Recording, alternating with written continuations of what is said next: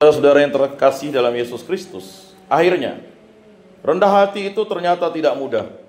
Rendah hati itu memerlukan kemampuan untuk menundukkan egoisme yang selalu meluap dalam diri kita. Menjadi pribadi yang rendah hati itu memerlukan perjuangan. Kita lihat seorang pahlawan yang senantiasa berjuang untuk memenangkan egoisme, sehingga tidak terpasung secara enteng dalam kerangkeng egoisme. Ketika kita terlanjur terpasung egoisme, daya yang mewarnai hasrat hidup kita adalah naluri, bukan cinta. Di tempat ini saya berharap para anak-anak Tuhan itu menggunakan cinta, sehingga banyak yang dibebaskan dari belenggu dosa. Terkadang memang kita ingin menggunakan naluri kita, ketegasan kita, tetapi cinta kasih itulah yang paling mulia. Jika naluri menjadi seperti penjara yang memasang rasa cinta yang senantiasa terarah keluar untuk berpihak pada yang susah, tak berdaya, menderita, atau malang dalam hidupnya.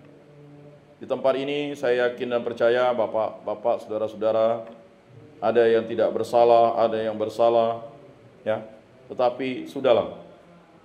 Di sini kita menjadi berkat bagi saudara-saudara kita, membantu menolongnya untuk kembali kepada jalan Kristus, menolong kembali kepada jalan Tuhan bagi yang beriman lain.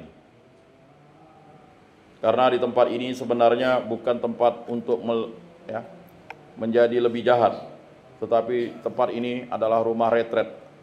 Saya selalu katakan rumah retret. Perjalanan hidup kita bukanlah sesuatu yang harus disetel orang, tetapi perjalanan hidup kita adalah sesuatu yang harus kita jalani, salib kita masing-masing. Dan persoalannya adalah mau tidak kita menerima kita berada di tempat ini,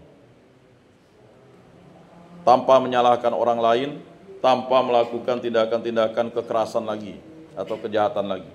Menyadari bahwa kita salah dan kita mau berubah. Justru kalau kita tidak mau berubah dan bertambah jahat dan melawan kejahatan dengan kejahatan, akibatnya fatal. Dan itu membuat senang setan. Itulah yang diinginkan setan dari Yudas Iskariot. Tetapi Yesus Kristus menjungkir balikkan setan dengan cinta kasih yang begitu luar biasa. Yesus adalah seorang rabi muda yang tampil berbeda dengan para rabi Yahudi lainnya. Kalau rabi-rabi Yahudi mengajar dengan menekankan pendekatan hukum, legalisme, yang menakutkan dan terkesan menghukum melulu, Yesus justru berbeda dalam hal mengajar. Ia menekankan pendekatan manusiawi, humanisme, yang membuat orang merasa damai, sukacita, dan karena itu tertarik pada Yesus. Yesus memiliki cinta yang tulus. Ia tahu bahwa ia datang ke dunia karena dorongan cinta. Cinta yang ingin menggapai manusia yang jatuh dan terpapar dalam dosa.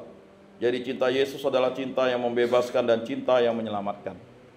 Tahun ini Prancis luar biasa, ya, dalam catatan Vatikan, baptisan paling terbanyak tahun 2025 itu di negara Prancis. Ya. Selain memang jumlah baptisan itu naik karena dengan cinta kasih. Jadi orang mau mengikuti Yesus karena cinta kasih, bukan karena dipaksa, ditekan, diintimidasi, atau karena perkawinan. Tetapi mengikuti Yesus karena sadar bahwa Yesus adalah Tuhan dan Juru Selamat. Dan itu butuh proses yang panjang. Kita berpikir Eropa Barat menurun, tetapi Prancis buktinya ya meningkat. Kesadaran akan cinta Yesus Kristus itu membuat mereka mau dibaptis. Dan begitu juga kita di tempat ini.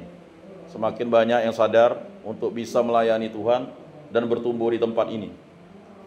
Karena saya yakin dan percaya gereja Okumene Rutan kelas 2A Pontianak ini ya sudah menelurkan dan banyak membuat orang berubah.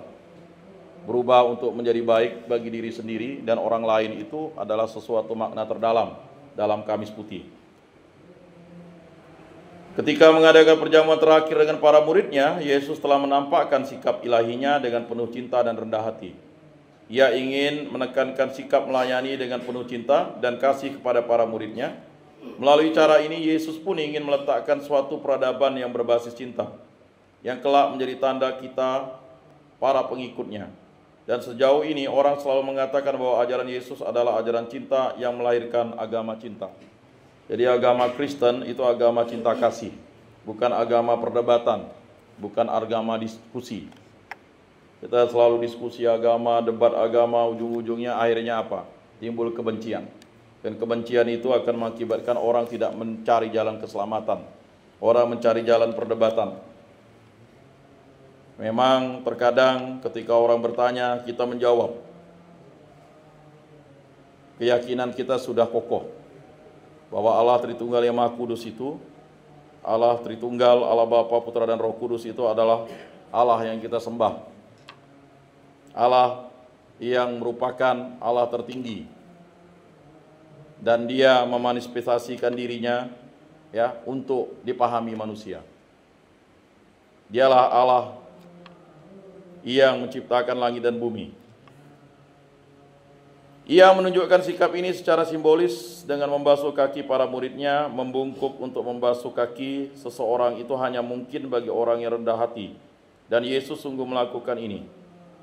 Dalam perjamuan akhir ini, Yesus meninggalkan 3 warisan atau peradaban kepada kita, yaitu Ekaristi Kudus, kedua melayani, ketiga kerendahan hati. Dan kita diharapkan untuk selalu setia melaksanakan 3 warisan ini. Sama seperti lagu sekolah minggu, doa tiap hari, baca kitab suci, terima Ekaristi dan sakramen-sakramen, dan ikut komunitas. Maka bagi kawan-kawan kita yang ada di tempat ini, mari kita ajak ikut komunitas di sini, peristiwa Paskah ini ya. Diajaklah dengan semangat. Itu adalah harapan kita. Minimal dia berubah sedikit. Karena perubahan sedikit itu akan menjadi banyak. Dan itu menjadi makna terdalam dalam peristiwa Paskah dan Kamis Putih kerendahan hati. Semoga bermakna dan bermanfaat dalam hidup kita. Mari kita bangkit mengakui iman kepercayaan kita.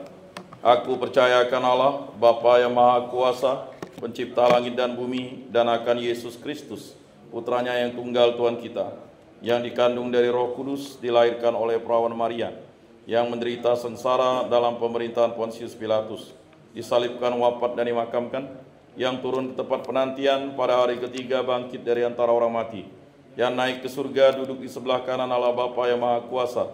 Dari situ ia akan datang mengadili orang hidup dan mati. Aku percayakan Roh Kudus, Gereja Katolik yang kudus, persekutuan para kudus, pengampunan dosa, kebangkitan badan, kehidupan kekal. Amin. Mari kita menyampaikan doa-doa permohonan kita.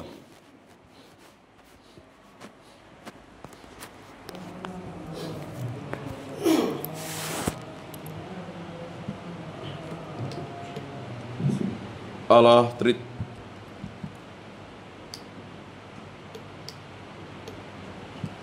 Tritunggal Maha Kudus, berkatilah kami dan bimbinglah kami pada Kamis Putih ini, sehingga kami menjadi putra-putramu yang terkasih. Dengarkanlah doa-doa permohonan kami. Semoga Allah menolong orang-orang lumpuh dan cacat, mencurahkan kekuatan dan penghiburan, menjauhkan dari keputusasaan, dan memberi mereka pengharapan dan iman yang kuat. Marilah kita mohon. Kabulkanlah doa kami, ya Tuhan. Yesus telah mengalahkan maut dan dialah kemenangan kita. Semoga kita tidak tinggal diam, melainkan dengan sukacita menjadi saksi-saksi kebangkitannya, untuk memenangkan hati umat manusia supaya bertobat dan percaya kepadanya. Marilah kita mohon. Kabulkanlah doa kami, ya Tuhan. Semoga Bapa yang Maha Baik mengajari budi dan menerangi hati kita, sehingga sungguh mengenali Allah dan mengalami kehadirannya dalam kitab suci dan Ekaristi Maha Kudus. Marilah kita mohon. Kabulkanlah doa kami, ya Tuhan. Semoga cahaya kebangkitan Kristus menerangi kegelapan hati kita dan dunia ini, dan memberi kita daya dan semangat untuk mewartakan, mengalami pertobatan dan pengampunan. Marilah kita mohon. Kabulkanlah doa kami, ya Tuhan.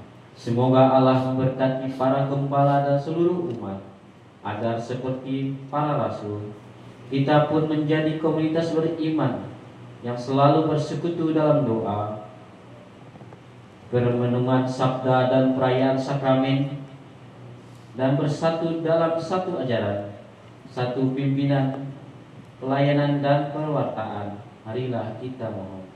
Kabulkanlah doa kami, ya Tuhan. Allah Tritunggal yang Maha Kudus, demikianlah doa-doa permohonan ini kami sampaikan dengan perantaraan Tuhan kami Yesus Kristus yang hidup dan meraja, kini dan sepanjang segala masa. Mari kita lanjutkan dengan kolekte dan lagu persembahan.